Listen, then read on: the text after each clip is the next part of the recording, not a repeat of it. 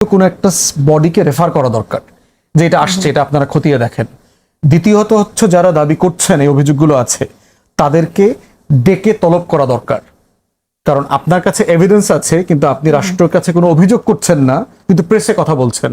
এইটা হলো act of defamation, serious offence এটা যে কোনো রাষ্ট্রের আইনে, এটা আপনি করতে পারেন না। তো সেইখানে এবং সেটা করছেন আমলাদের মধ্যে, এবং আপনি আমলাদেরকে রাজনীতিকরণ করা, উপদেষ্টাদের বিরুদ্ধে সরকারের বিরুদ্ধে খেপিয়ে তোলা, ইটস এ সিরিয়াস সেডিশিয়াস অ্যাক্ট, এটা রাষ্ট্রদ্রোহিতার পর্যায়ের মামলা। অতএব সেই জায়গাতে এই কাজগুলোকে কোনোভাবে হালকা করে নেওয়ার দরকার সুযোগ নাই। যেটা দরকার সেটা হচ্ছে প্রধান উপদেষ্টার অফিসকে আমরা অনুরোধ করব বিষয়টাকে আপনারা সিরিয়াসলি দেখেন। দুদকের চেয়ারম্যান তো ইতিমধ্যে বলেছেন যে দুর্নীতির অভিযোগ যার বিরুদ্ধেই পাওয়া যাবে তার ব্যাপারে তারা তদন্ত করতে অথবা আইনি ব্যবস্থা নিতে তারা মোটেই কার্পণ্যবোধ করবেন না। এখন প্রশ্ন হচ্ছে যে অভিযোগটা কি গসিপ লেভেলে কিনা, যে প্রচুর অভিযোগের কথা ডালপালা মেলে শুনছি। যেমন ধরেন বিএনপি চেয়ারপারসনের পিএস সাবেক আমলা, উনি আমলাদের সমাবেশে গিয়ে বলেছেন যে 8 জন উপদেষ্টার বিরুদ্ধে নাকি সাফিসিয়েন্ট এভিডেন্স আছে দুর্নীতির। তাহলে তো ওনার নাগরিক একটা দায়িত্বের জায়গায় পড়ে গেছে এই এভিডেন্স গুলো দুদকে দেয়া, এবং এটার যেন একটা প্রপার ইনভেস্টিগেশন হয়। এইটা নিয়ে খেলাধুলা আমরা দেখতে চাই না। খেলাধুলাটা হইলো পলিটিক্যালি সুইসাইডাল হবে সবার জন্য। কারণ হচ্ছে আপনি উপদেষ্টাদের বিরুদ্ধে নথি বের করবেন, কোন দলের কোন আমলারা কোথায় গিয়ে হাজার হাজার কোটি টাকা তদবির বাণিজ্য করতেছে, ডিসিএসপি বানাইতেছে, সেটার এভিডেন্স উপদেষ্টাদের কাছে নাই, ওগুলো আছে। বড় বড় দলের অনেক বড় বড় নেতার রয়ের সাথে কে কোথায় গিয়ে স্টেশন চিফের সাথে মিটিং করতেছেন দেশে এবং দেশের বাইরে, সেগুলোর ছবি সহ মিটিং এর ভিডিও আছে, বক্তব্য আছে, প্রচুর স্ক্রিনশট আছে, এবং আমরা খুব ক্রেডিবল জায়গা থেকে এগুলো শুনেছি। সেটা কি এই সময়ের কথা বলছেন? এই সময়ের কথা বলছি, এই সময়ের কথা। সেটা আপনারা শুনেছেন, কিন্তু আমরা শুনতে চাই সেটা প্রকাশিত কেন হলো না? এটা হবে। প্রশ্ন হচ্ছে যে আপনি এগুলো খেলবেন কিনা, এগুলো আমাদের খেলার প্রায়োরিটি কিনা। আমরা গণ অভ্যুত্থানের পরের বাংলাদেশে সলিড এভিডেন্স থাকলে আপনি ফৌজদারি অপরাধে যদি কেউ দণ্ডিত হয় তার বিরুদ্ধে আপনি অভিযোগ করেন, দুদকের কাছে তো গোপনেও এভিডেন্স দিয়ে দেওয়া যায়। আপনি কেন মানে আমলাদের সমাবেশে এটা বলতে গেলেন? এটা কি জনতার মঞ্চ নাকি? ওকে, এখন আমাদের সমাবেশে যার কথা আপনি বলছেন বিএনপি চেয়ারপারসন উপদেষ্টা, তিনি যেটা বলেছেন সেটা আবার পিএস, এবং এই বক্তব্যকে বিএনপির অন্য নেতারা, বিশেষ করে বিএনপির মহাসচিব বলেছেন এটা তাদের বক্তব্য না। সুতরাং সেই বক্তব্য নিয়ে আমরা কথা না বলি, যেহেতু আমাদের সামনে স্পেসিফিক কোনো এভিডেন্স নেই। প্রবলেমটা সিরিয়াস। বিএনপি চেয়ারপারসনের পিএস, প্রশ্ন হইল বেতনভুক্ত কর্মচারী পাবলিক প্লেসে কথা বলতে পারে কিনা, এইটা বিএনপিকে ডিসিশন নিতে হবে। এটা যদি মনে করে থাকেন যে আওয়ামী লীগের হাসিনার পিয়ন ও 400 কোটি টাকা লুটপাট করছে, কিন্তু ও তো আওয়ামী লীগের কেউ না, ও তো দলীয় পদ হোল্ড করে না, মানে এটা বলি কি আপনি দায় এড়াতে পারবেন? এইটাকে সংস্কারের রাজনীতি? ঠিক আছে, আমরা এটা আপনি বলছেন যে এটা দোষারোপের রাজনীতি, ডেফিনেটলি আমরা we don't want to say this, এটা নিয়ে আমরা কথা বলবো, বিষয়টা নিয়ে কথা বলবো। কিন্তু আমরা যদি যেটা আমাদের সামনে আছে তথ্য আকারে, এভিডেন্স আকারে যেটা আমাদের সামনে আছে সেটা যদি পোস্টমর্টেম করি, তাহলে আপনার কি মনে হয় যে আমরা কি আসলে সত্যটা জানতে পারবো? কারণ যার বিরুদ্ধে অভিযোগ আছে তিনি তো এখন ক্ষমতায়। কেন জানা যাবে না? কেন চেষ্টা করা হচ্ছে? আপনি বলছেন যে অবশ্যই জানা যাবে, প্রশ্ন হচ্ছে জানা যাবে, কিন্তু প্রশ্ন হচ্ছে জানানোর চেষ্টার থেকেও চরিত্র হননের চেষ্টা বেশি এখানে দেখতে পাচ্ছি, গসিপের চেষ্টা দেখতে পাচ্ছি।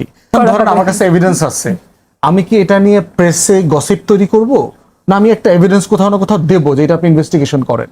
আমি হলো যেটা করব, দুদকে গিয়ে এভিডেন্স সহ জমা দিয়ে আসবো যে ভাই এটা আমার নাগরিক দায়িত্ব, আমি বোধ করছি যে উনি এই অন্যায় কাজটা করেছেন, তদন্ত করেন, যাচাই বাছাই করেন। কিন্তু যেটা দেখতে পাচ্ছি যে পরিকল্পিতভাবে গণ অভ্যুত্থানের পক্ষে যারা গুরুত্বপূর্ণ রোল প্লে করেছে গত বছর, উপদেষ্টাদেরকে হেয় করা, ছোট করা, তাদেরকে বিব্রত করার চেষ্টা চলতেছে। আপনি সিরিয়াস ক্রিটিসিজম থাকলে করেন, আপনি উপদেষ্টাদের বিরুদ্ধে করাপশনের অভিযোগ থাকলে সেটা আনেন, এনে আপনি জমা দেন। নেতা হিসাবে তো আপনি এটা করতে পারেন। ধরেন যদি কোনো পার্টিকুলার দলের পার্টিকুলার কোনো নেতার কাছে এভিডেন্স থাকে, দুদকে গিয়ে অফিসিয়ালি জমা দেন। অফিসিয়ালি বিএনপির নেতারা গিয়ে নির্বাচন কমিশনারদের বিরুদ্ধে মামলা করেছেন, আমি চাই এটা সিরিয়াস ইনভেস্টিগেশনের রাস্তায় আসুক, এটা যেন গসিপ না হয়। একজন উপদেষ্টার বিরুদ্ধে যদি কোনো সিরিয়াস এলিগেশন থাকে, অভিযোগ থাকে, জাস্ট গেট ইট ইনভেস্টিগেটেড। ইংল্যান্ডে হলে কি হইতো, এখন এই সিচুয়েশনটাতে প্রাইম মিনিস্টারের ক্যাবিনেট অফিসকে বলে দিতেন এই বিষয়টাকে পার্লামেন্টে রেফার করে দেওয়ার জন্য, অম্বার্সম্যানকে রেফার করে দেওয়ার জন্য। ক্যাবিনেট অফিসের নিজস্ব একটা, এই ক্যাবিনেট মেম্বাররা শৃঙ্খলা বিরোধী কাজ করছেন কিনা তাদের একটা টিম আছে, আমি জানি না যে বাংলাদেশের ক্যাবিনেট অফিস এত সফিস্টিকেশন মেনটেন করে কিনা। যখনই কোনো ক্যাবিনেটের মেম্বারদের ব্যাপারে কোনো প্রশ্ন আসবে, সেটা ইমিডিয়েটলি চিফ অফ এক্সিকিউটিভ যিনি থাকেন, প্রধান উপদেষ্টা, তাকে ওইটা কমিটিকে রেফার করে দেওয়া বেটার। এখন আমাদের এই সিচুয়েশনগুলোতে আমরা বোধ করছি ইমিডিয়েটলি কয়েকটা কাজ করা দরকার। সেটা হচ্ছে প্রধান উপদেষ্টার পক্ষ থেকে এই যে দাবিগুলো আসছে, অভিযোগগুলো আসছে, সেগুলো কোনো একটা বডিকে রেফার করা দরকার যে এটা আসছে, এটা আপনারা খতিয়ে দেখেন। দ্বিতীয়ত হচ্ছে যারা দাবি করছেন এই অভিযোগগুলো আছে, তাদেরকে ডেকে তলব করা দরকার। কারণ আপনার কাছে এভিডেন্স আছে, কিন্তু আপনি রাষ্ট্রের কাছে কোনো অভিযোগ করছেন না, কিন্তু প্রেসে কথা বলছেন। এইটা হলো act of defamation, serious offence. এটা যে কোনো রাষ্ট্রের আইনে এটা আপনি করতে পারেন না। তো সেইখানে, এবং সেটা করছেন আমলাদের মধ্যে, এবং আপনি আমলাদেরকে রাজনীতিকরণ করা, উপদেষ্টাদের বিরুদ্ধে, সরকারের বিরুদ্ধে খেপিয়ে তোলা, ইটস এ সিরিয়াস সেডিশিয়াস অ্যাক্ট। এটা রাষ্ট্রদ্রোহিতার পর্যায়ের মামলা। অতএব সেই জায়গাতে এই কাজগুলোকে কোনোভাবে হালকা করে নেওয়ার দরকার সুযোগ নাই। যেটা দরকার সেটা হচ্ছে প্রধান উপদেষ্টার অফিসকে আমরা অনুরোধ করব বিষয়টাকে আপনারা সিরিয়াসলি দেখেন। এবং এখন এই সময়টা লিডিং আপ টু ইলেকশন যেটা হবে, কারণ হচ্ছে এখন দলে দলে ভোটের রাজনীতি আছে। আসিফ হয়তো এনসিপিতে জয়েন করবে, হয়তো করবে না। সে হয়তো কম্পিটিশন করলে বিএনপি তার প্রধান প্রতিদ্বন্দ্বী হবে না। আসলে আমরা একটু আলাপ করতে চাই, এই জন্য আপনি যদিও বললেন যে বিষয়টা খুবই হালকা ব্যাপার, এটা সিরিয়াস গসিপ আইটেম আপনি মনে করছেন, আমি মনে করছি না gossip item for some reason, because it's a serious allegation, right? এবং আমাদের এটা আসলেই বোঝা দরকার যে এ ধরনের এলিগেশন যখন আসে, এবং এই এলিগেশনের পরে আমরা দ্রুতই দেখলাম যে এলিগেশনটা করলো তার স্ত্রীকে সামনে আনানো হলো, এবং তার স্ত্রী এসে সেই প্রেস কনফারেন্সে আবার বলছে তিনি চিন্তিত যে এখন তার হাজবেন্ডকে কি করানো হবে, তার কি শাস্তি দেয়া হবে, তার জেল জরিমানা হবে না কি হবে।